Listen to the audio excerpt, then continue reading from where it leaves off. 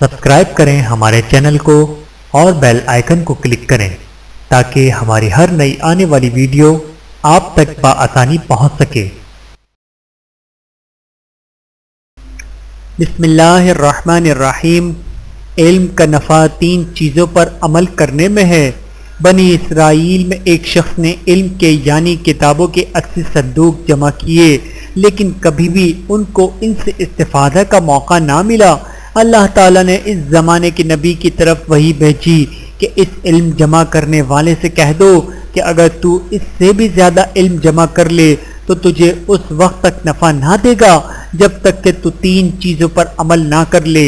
Number 1، تو دنیا سے محبت نہ کر اس لیے کہ یہ مومنین کے قیام گاہ نہیں۔ نمبر 2، تو شیطان کا ساتھی نہ بن کیونکہ وہ مومنین کا دوست نہیں ہے۔ نمبر 3، تو کسی کو تکلیف مت دے کیونکہ یہ مومنین کا طریقہ و عادت نہیں ہے۔ پڑوسی کے پڑوسی پر 9 حقوق۔ حسن بصری رضی اللہ تعالیٰ عنہ سے روایت ہے کہ حضور اکرم صلی اللہ علیہ وآلہ وسلم سے پوچھا گیا کہ پڑوسی کے کیا حق ہیں۔ آپ صلی اللہ علیہ وآلہ وسلم نے فرمایا، نمبر 1، جب وہ تم سے قرض مانگے تو اسے قرض دو۔ نمبر 2، جب وہ تمہیں دعوت دے تو اس کی دعوت قبول کرو۔ نمبر 3، اگر وہ بیمار ہو جائے تو اس کی عیادت کرو۔